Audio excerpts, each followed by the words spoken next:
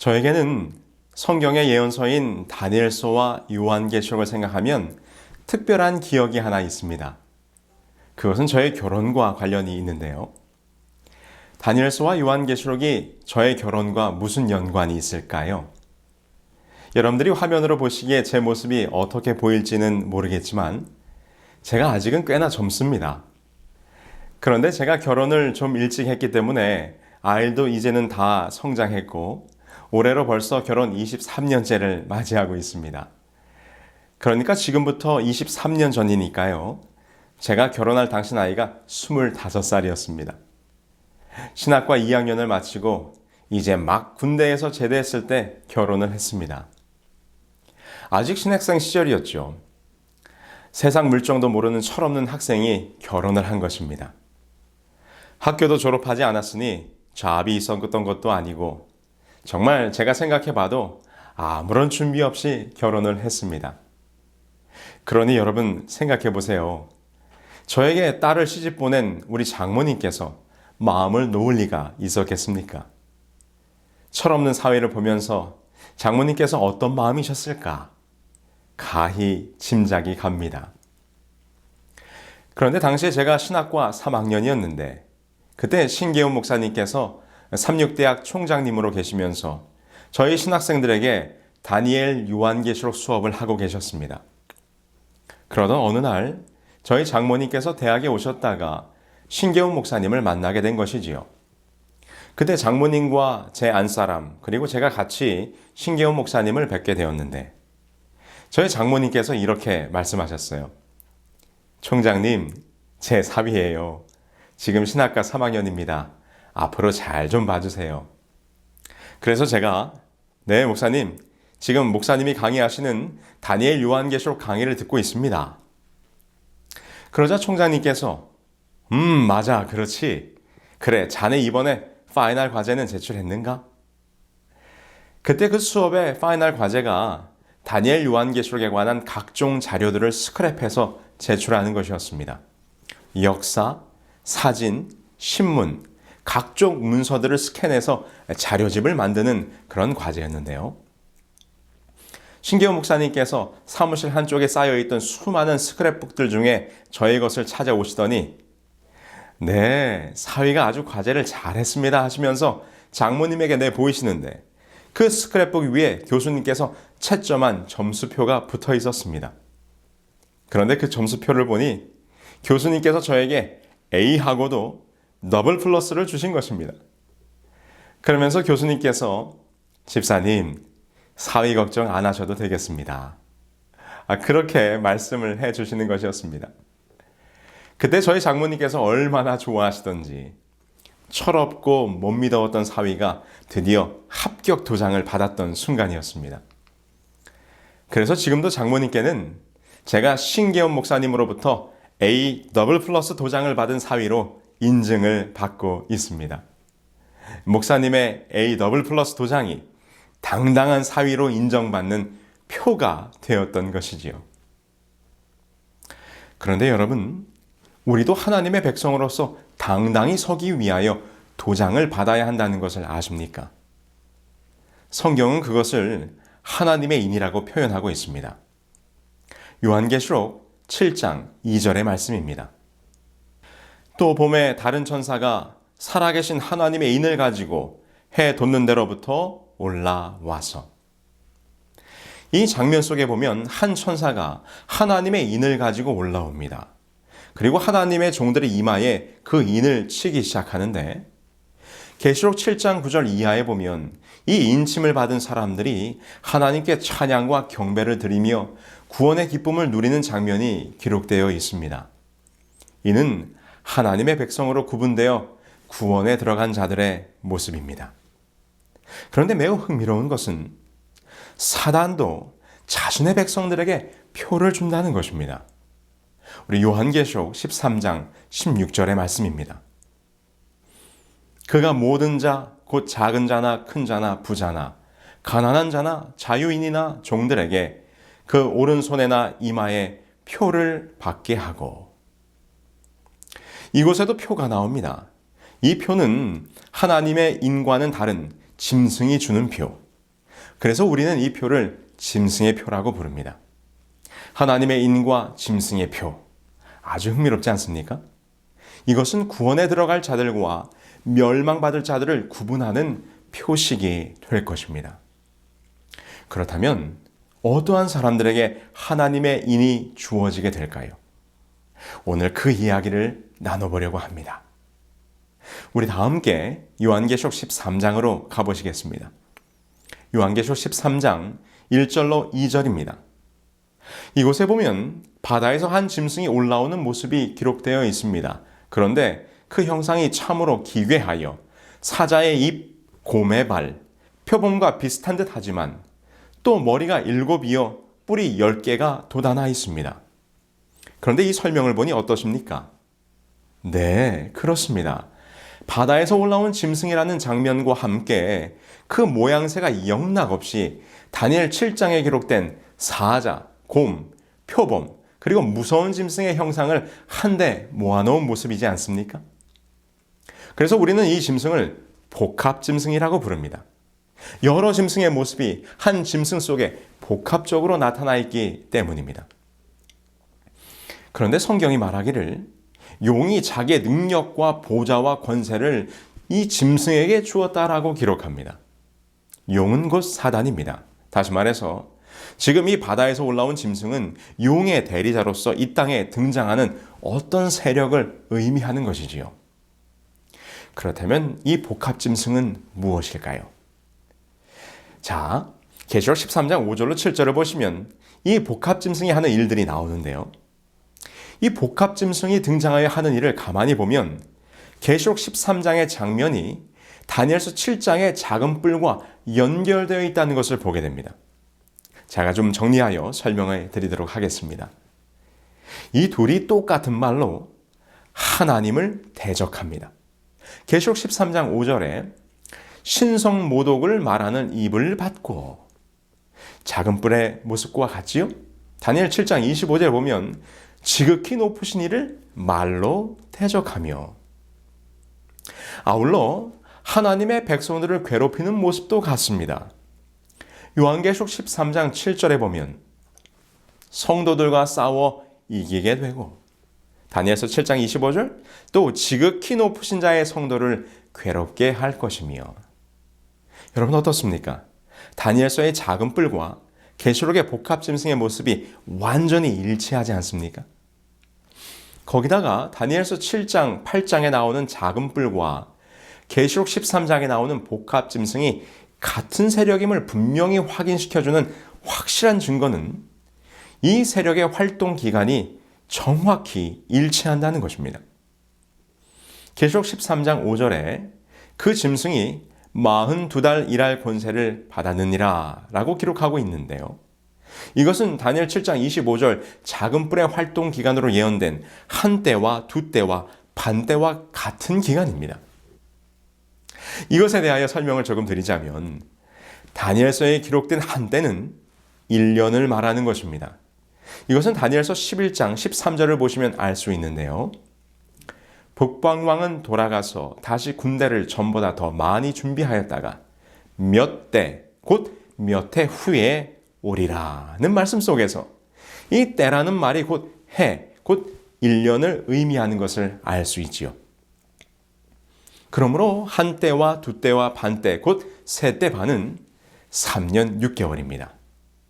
이 3년 6개월을 달수로 하면 12달, 12달, 12달, 6달, 42달이 되는 것으로 계시록 13장의 42달과 같은 기간으로서 연결이 되는 것입니다. 여기서 부연 설명을 드리자면 성경에 예언된 기간을 이해할 때는 예언상 하루를 실제 역사 속에서는 1년으로 계산합니다. 이는 에스겔 4장 6절의 말씀을 근거로 내가 내게 40일로 정하였나니 하루가 1년이니라는 예언풀이의 열쇠에 의하여 적용되는 것입니다. 그래서 이 연일 원칙에 따라 생각할 때 작은 뿔, 곧 이 복합짐승의 활동 기간이 42달은 1260일, 하루를 1년으로 계산할 때 1260년의 시간이 나오게 되는 것입니다. 자, 그런데요. 다니엘서에 등장했던 작은 뿔이 이 마지막 시대의 복합 짐승의 모습으로 다시 출현하는 이유가 무엇일까요? 오늘 이것이 짐승의 표와 연결이 되는 사건이므로 여러분 잘 보시기 바랍니다. 계시록은 이 짐승의 출현을 묘사하면서 이렇게 표현하고 있습니다. 계시록 13장 3절입니다. 그의 머리 하나가 상하여 죽게 된 것 같더니 그 죽게 되었던 상처가 나음에 온 땅이 놀랍게 여겨 짐승을 따르고.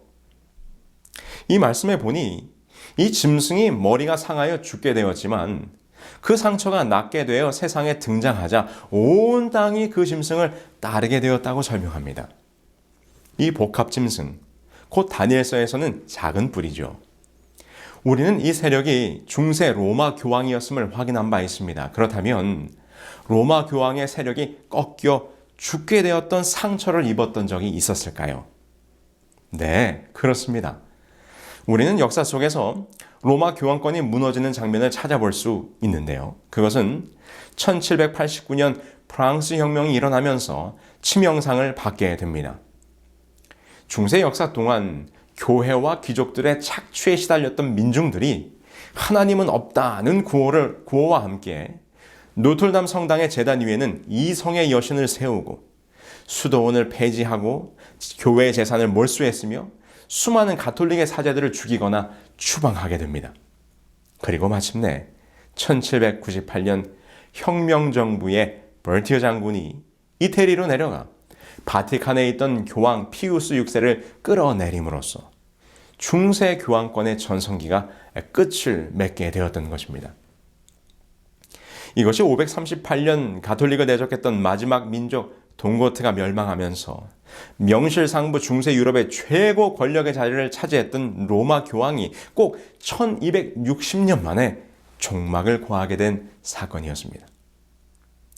그런데 지금 13장, 요한계시록 13장을 보니 그 죽게 되었던 교황권의 상처가 나으면서 권세를 회복하게 될 때 온 세상이 그를 따르게 된다는 것입니다. 이것은 교황권의 역사가 여기서 끝나지 아니하고 계시록 13장의 예언처럼 마지막 시대에 다시 등장하게 될 것이라는 것입니다. 그럼 교황권의 상처가 낫게 되었던 사건은 무엇입니까?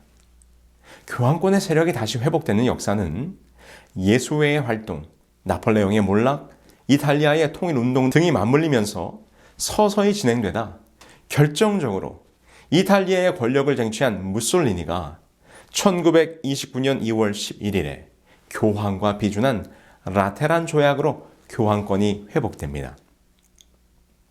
이 조약에 따라 교황은 불신성 불가침의 지위를 지니고 있고 가톨릭 교회는 교회의 유일한 종교이며 바티칸 시국은 주권을 행사하는 독립국가임을 인정받게 되었던 것이죠. 당시 1929년 2월 12일자 샌프란시스코 크로니클스에서는 교황의 죽었던 상처가 치료되다라는 제목 아래 다음과 같이 기사를 게재하였습니다. 오늘 밤 로마에 관한 문제는 과거에 대한 것이었으며 바티칸은 이탈리아와의 사이에 평화를 유지하고 있다. 중대한 문서에 상처를 낫게 함이라는 친필을 첨가하는 것에 관하여 양편 다 극진한 진실성을 보였다. 여러분 어떻습니까? 그 이후 교황의 모습은 계시록 13장 3절의 예언, 곧 온 땅이 놀랍게 여겨 짐승을 따르더라는 말씀처럼 온 세상 사람들과 세계 지도자들의 칭송을 받고 있습니다. 단편적인 예로 지난 2015년 교황이 미국을 방문했을 때 이런 재미있는 일이 있었습니다. 2015년 9월 24일 프란체스코 교황은 미국 상하원 합동연설을 하였습니다. 이제 연설을 마친 교황이 빠져나가자 당시 공화당의 하원 의원이었던 밥 브래디 의원은 쏜살같이 단상으로 올라가더니 교황이 연설 중에 마시던 물컵을 잽싸게 집어들었습니다. 왜냐하면 그 컵에 교황이 마시다 남긴 물이 절반쯤 남아있었기 때문이지요. 교황이 남긴 물을 자신의 사무실로 가져간 그는 자신과 아내 그리고 참모들과 조금씩 나누어 마시고는 성스러운 물이 있으니 내 사무실로 오라며 같은 지역 KC 상원의원을 불렀고 그러자 이 케이시 상원 의원은 자신의 아내와 어머니까지 함께 데리고 와서 이 교황이 남긴 물에 손가락을 살짝 담근 뒤 서로에게 뿌려주며 축복을 나누었다는 것입니다. 물을 가져간 브래디 의원은 이렇게 말합니다. 교황이 마시다 만 물은 축복의 물이라고 생각해 갑오로 삼으려 한다.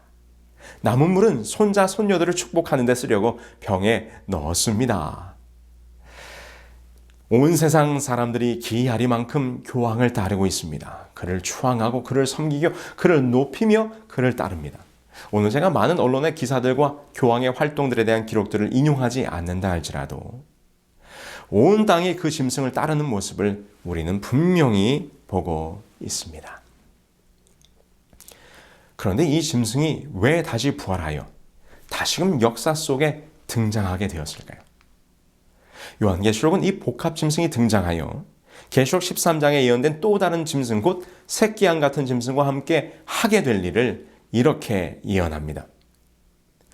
그가 모든 자, 곧 작은 자나 큰 자나 부자나 가난한 자나 자유인이나 종들에게 그 오른손에나 이마에 표를 받게 하고 누구든지 이 표를 가진 자 외에는 매매를 못하게 하니 이 표는 곧 짐승의 이름이나 그 이름의 수라. 지혜가 여기 있으니 총명한 자는 짐승의 수를 세어보라. 그것은 사람의 수니 그의 수는 666이니라.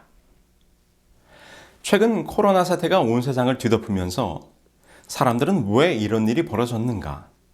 이 코로나 바이러스는 어디에서 시작됐는가?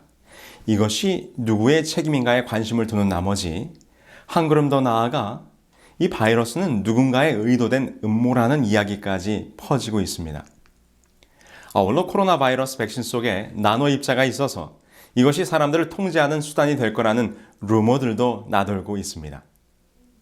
사실 그동안 많은 종말론자들에 의해서 이 짐승의 표 666이 베리칩, 바코드, 뉴 아이디 등등과 같은 어떤 물리적인 표식이나 삽입물 등으로 적용되어지고 있었던 것이 사실입니다. 그렇다면 여러분 정말 이러한 것이 짐승의 표일까요? 아니요. 그렇지 않습니다. 그러한 것들이 짐승의 표는 아닙니다. 이것은 영적인 표식입니다. 성경에서 말하는 짐승의 표는 무엇입니까? 우리가 이 짐승의 표를 이해하기 위해서는 선과 악의 마지막 싸움의 장면을 잘 살펴보아야 합니다.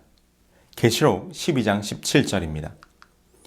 용이 여자에게 분노하여 돌아가서 그 여자의 남은 자손 곧 하나님의 계명을 지키며 예수의 증거를 가진 자들로 더불어 싸우려고 바다 모래 위에 서 있더라.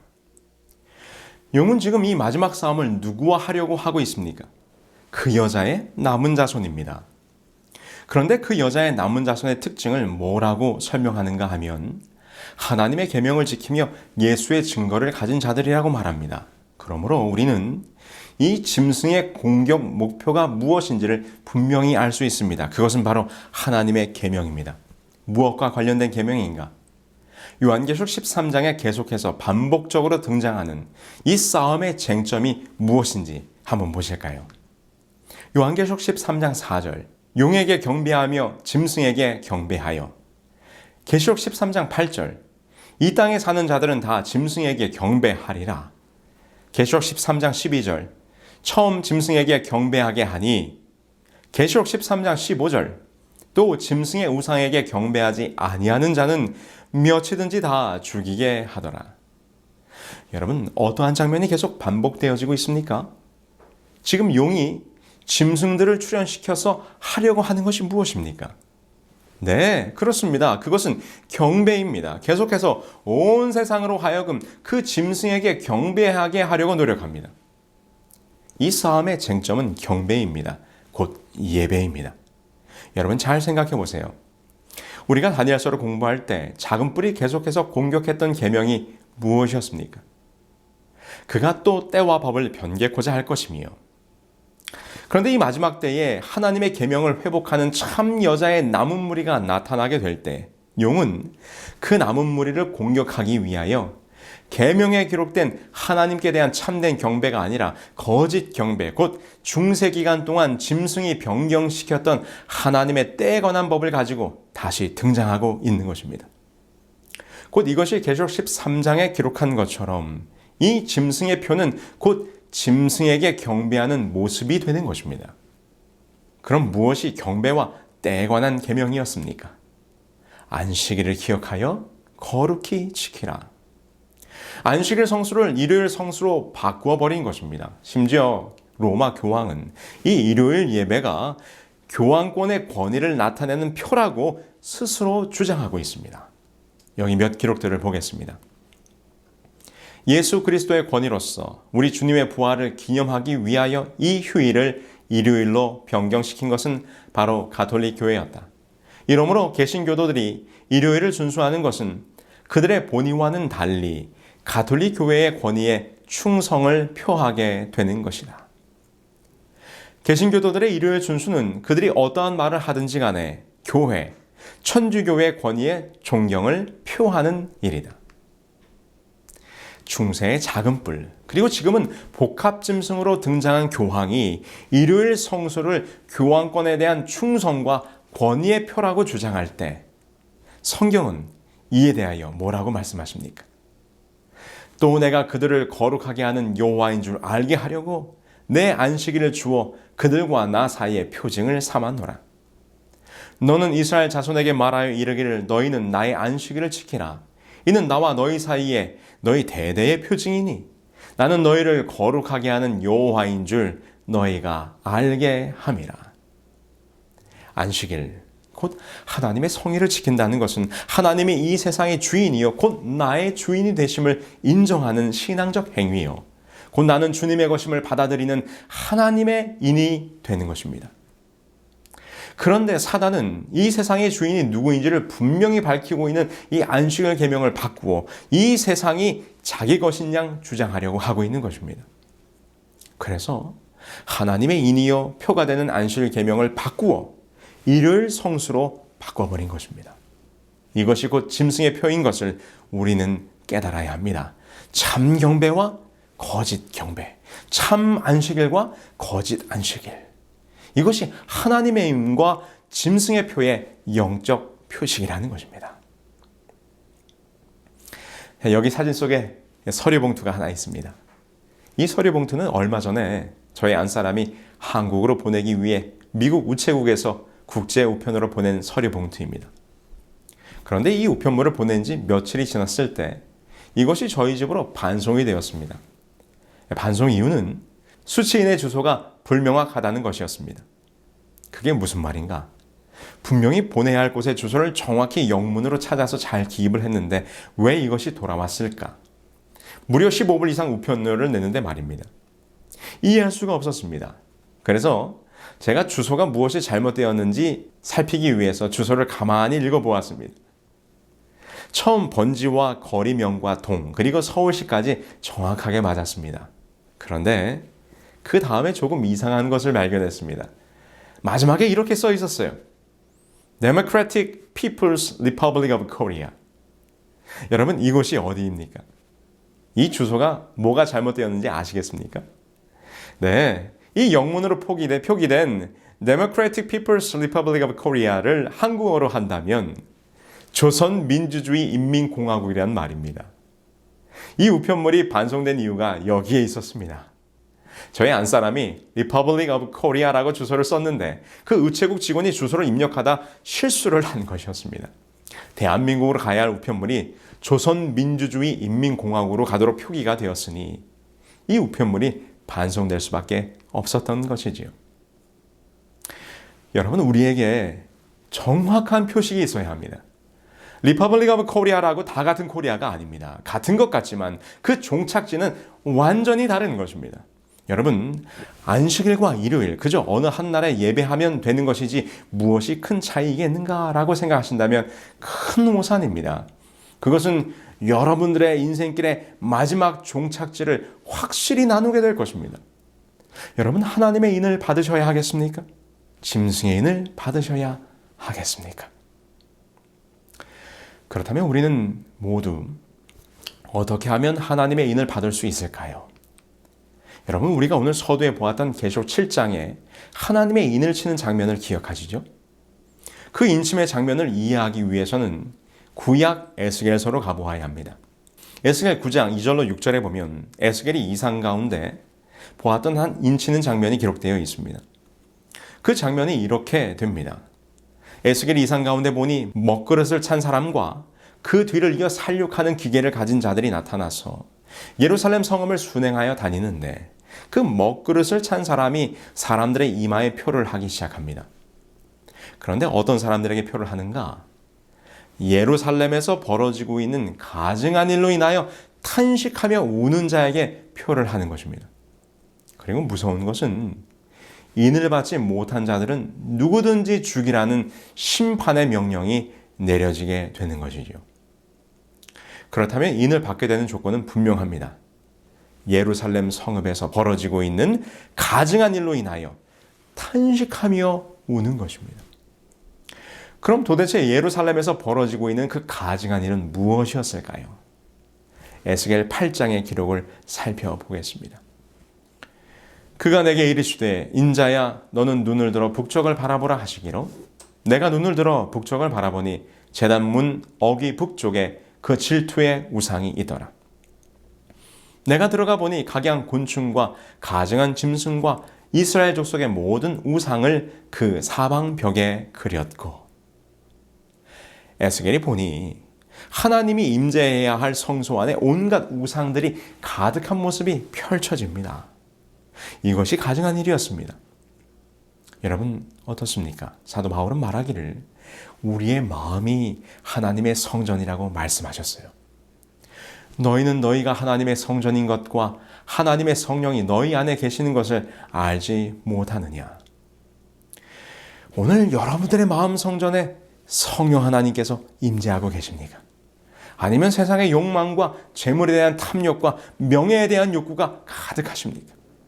하나님보다 더 사랑하는 것이 우리들의 마음속에 있다면 그것은 가증한 일입니다. 에스겔은 말합니다. 이러한 가증한 일이 성소 안에서 벌어지고 있는데 이 모습을 보면서 울며 탄식하라. 그래야 하나님의 인을 받는 것입니다. 울며 탄식하는 것이 무엇입니까? 그것은 진정한 회개인 것입니다. 선지자 요엘은 우리에게 이렇게 권면하셨습니다. 너희는 옷을 찢지 말고 마음을 찢고 너희 하나님 여호와께 돌아올지어다. 이것이 오늘 이 마지막 시대, 곧 심판이 다가오는 이 시대에 우리가 해야 할 일입니다. 여전히 세상의 것으로 가득 차 있는 우리의 마음을 보면서 울며 탄식하는 것입니다. 마음을 찢으며 회개하는 것입니다. 이 일이 선행되지 않으면 인치는 전사가 우리의 이마에 하나님의 인을 치지 못할 것입니다. 오늘 이 시간 여러분들의 마음에 회개의 역사가 일어나기를 소망합니다. 침례 요한의 외침을 들었던 자들이 그의 마음에 찔림을 받아 무엇을 해야 할지 물었을 때 그는 말하기를 회개하고 침례를 받으라 말씀하셨습니다.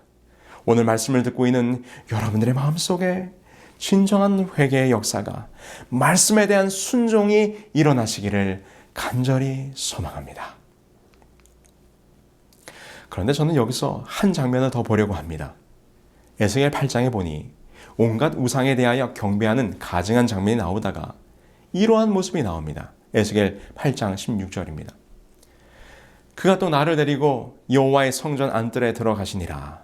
보라 여호와의 성전 문 곧 현관과 제단 사이에서 약 25명이 여호와의 성전을 등지고 낯을 동쪽으로 향하여 동쪽 태양에게 예배하더라. 여러분 성소의 문은 동쪽에 있었습니다.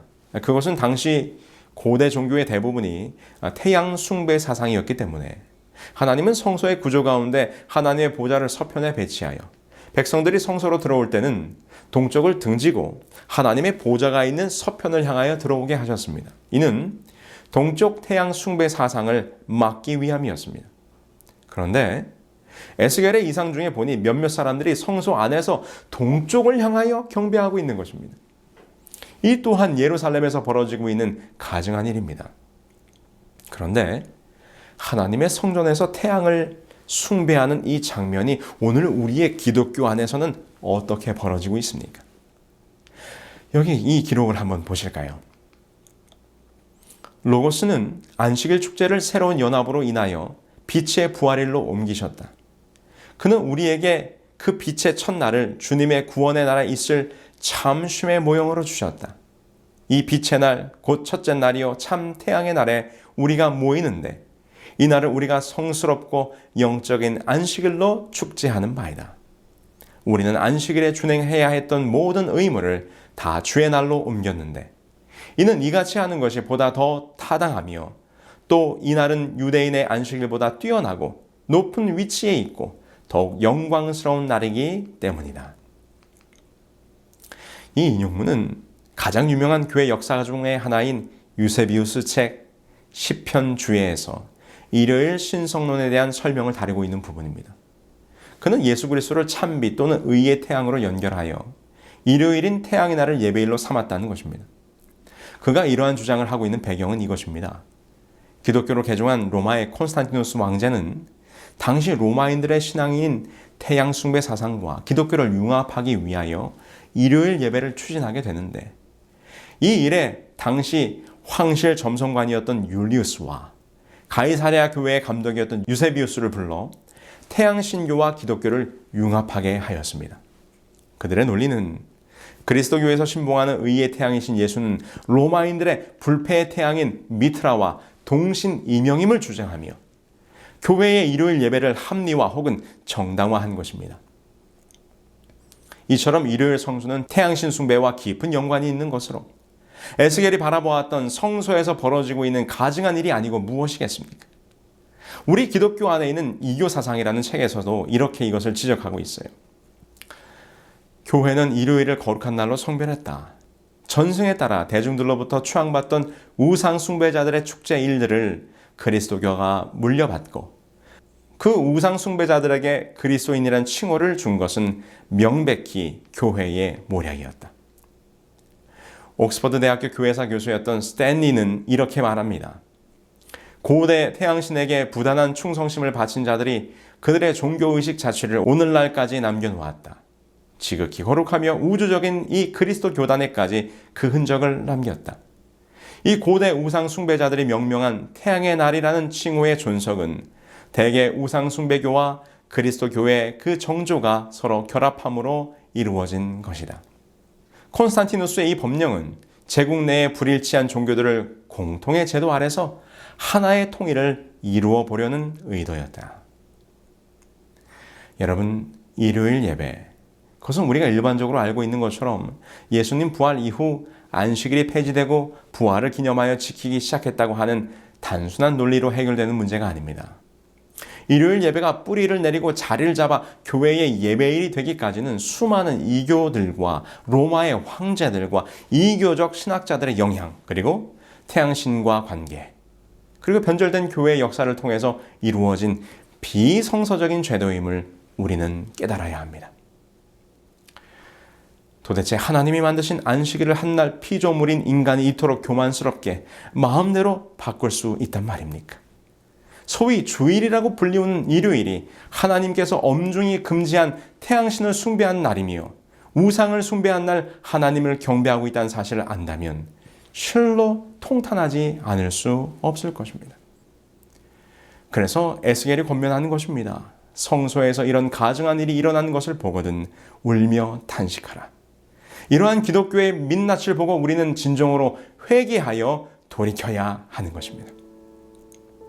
오늘 말씀을 함께 나눈 여러분들이시여, 참된 경배와 거짓 경배, 하나님의 인과 짐승의 표가 무엇인지 깨달으셨다면 울며 탄식하며 회개하시기 바랍니다. 회개란 무엇입니까? 회개는 돌이키는 것입니다. 지금 가고 있는 길이 잘못되었음을 깨달았다면 즉시 그 길을 멈추고 돌아서야 합니다. 바른 길을 찾아가야 합니다. 지금껏 해왔던 신앙의 길이 잘못된 방향이었음을 알면서도 많은 사람들이 그 길로 가고 있기 때문에, 그리고 그저 그렇게 해왔었기 때문에 지금 길을 돌이키지 못하신다면 어떻게 되시겠습니까? 오늘 이 시간 여러분들의 마음속에 참된 경배의 회복, 참 안식일의 성수를 통한 하나님의 인처짐의 역사를 경험하시게 되기를 간절히 소망합니다. 오늘 마지막으로 한 책의 내용을 소개하면서 참 안식일을 성수하는 삶에 대한 이야기로 마무리하려고 합니다. 윌터 브르그만 박사님이 쓰신 안식일은 저항이다라는 책이 있습니다. 이 책에는 박사님의 어릴 적 경험이 기록되어 있는데요. 월터 박사님은 미주리주 썰리 카운티에서 어린 시절을 보내셨는데 그 동네에서 자파상을 하는 A씨와 그의 아내가 있었습니다. 그들은 예배 때 항상 맨 앞자리에 앉았습니다. 그런데 예배 때마다 목사님의 설교가 끝나면 마지막 축도를 하시기 전 자리에서 일어나 교회를 빠져나가는 것이었습니다. 예배 마치기 5분 전이면 무슨 의식이라도 거행하는 것처럼 가운데 긴 통로를 걸어 교회 뒤쪽 현관으로 나가는 것이죠. 그들은 자신들의 행동 때문에 예배에 참석한 다른 모든 이들이 예배의 마지막 찬양과 기도에 집중하지 못한다는 것은 전혀 개의치 않는 듯 보였습니다. 그들은 왜 항상 예배가 마치기 5분 전에 일찍 교회를 나가는 것일까요? 이유는 이러했습니다. 브르그만 박사님이 자라던 그 동네에는 또 다른 교회인 루터 교회가 있었는데 그 교회는 브르그만 박사님이 다니던 교회보다 30분 일찍 예배를 마쳤습니다. 그런데 항상 교회를 일찍 나가는 그 A씨는 그 루터 교회 근처에서 자파상을 하고 있었기 때문에 루터 교회 신자들이 예배를 마치고 나오는 때를 맞추어 미리 주문받았던 물건을 전해주고 장사를 해야 했기 때문이었습니다. 여러분 생각해 보십시오. 그 예배를 하나님이 기뻐 받으셨을까요? 우리 하나님께서도 그런 안식일 예배는 받지 않으실 것입니다. 여기 선지자 이사야의 다음과 같은 책망이 있습니다. 너희가 내 앞에 보이러 오니 이것을 누가 너희에게 요구하였느냐? 내 마당만 밟을 뿐이니라. 헛된 재물을 다시 가져오지 말라. 분향은 내가 가증히 여기는 바요. 월삭과 안식일과 대회로 모이는 것도 그러하니 성회와 아울러 악을 행하는 것을 내가 견디지 못하겠노라. 지금 여호와께서 이스라엘 백성들에게 이렇게 말씀하십니다. 마음도 없이 그저 예배에 행위만을 하는 너희들의 예배를 내가 가증히 여긴다는 것이지요. 이스라엘 백성들이 계명에 기록된 안식일은 기억하여 지키고는 있지만 그들의 안식일은 형식과 의식만 있을 뿐 안식일의 진정한 의미가 다 사라져 버렸다는 것입니다. 여러분, 우리가 안식일을 구별을 지킨다는 것이 무엇입니까? 이 세상의 정욕과 욕심과 헛된 것을 과감히 포기하고 온전히 하나님을 섬기며 하늘 아버지를 사랑하는 자로 변화되어 살아가는 품성의 변화를 동반해야만 그것이 참된 안식일을 준수하는 것일 것입니다. 그것이 없는 외형적인 안식일의 지킴은 오히려 하나님을 불편하게 만드는 것을 우리는 잊지 말아야 합니다. 월터 브르그만 박사는 그의 책 안식일은 저항이다에서 탐욕과 안식일에 대하여 이렇게 설명하고 있습니다. 나는 안식일이 우리의 욕구를 알려주는 학교요, 우리에게 엄청난 힘을 발휘하는 우상 숭배와 탐심에 초점을 맞추는 거짓 욕구들을 폭로하고 비판한다고 생각한다. 우리가 이를 그치지 않고 안식일을 지키지 않았을 때 이런 거짓 욕구들이 우리를 지배한다. 그러나 안식일은 우리의 참된 정체성을 우리 안에 받아들일 수 있는 기회다. 그렇습니다. 이것이 안식일이 주는 메시지입니다. 우리가 안식일의 의미를 진정으로 우리들의 삶에서 회복할 때 우리는 탐욕과 욕망에서 벗어날 수 있을 것입니다. 더 가지려고, 더 소유하려고 발버둥치며 살아가는 이 세상에서 우리가 안식일을 지키며 우리의 일을 멈추고 우리의 욕심을 내려놓기만 하면 온 세상을 창조하신 우리 아버지께서 더 많은 것으로 우리에게 선물을 주십니다. 여러분, 우리들에게 안식일을 주신 하나님의 사랑과 그 의미를 깨달았다면 이제 우리는 다르게 살아야 합니다. 세상의 가치와 세상의 기준이 아니라 하나님께서 우리에게 허락하신 안식일의 가치와 그 의미가 살아있는 삶을 살아야 하는 것입니다. 여호와 하나님께서 허락하신 안식일이 이 세상을 창조하시고 우리를 구원하사 그것을 기념토록 하신 날, 세상의 삶을 멈추고 하나님께로 나아와 그분이 주시는 참된 평안과 쉼을 누리는 날, 그 안식의 축복에 함께하지 않으시겠습니까? 마지막 때에 참으로 하나님의 인을 받는 자, 곧 안식일의 참된 실천을 통하여 하늘의 백성으로 품성이 변화되는 여러분 모두가 되기를 간절히 소망하며 말씀을 드리겠습니다.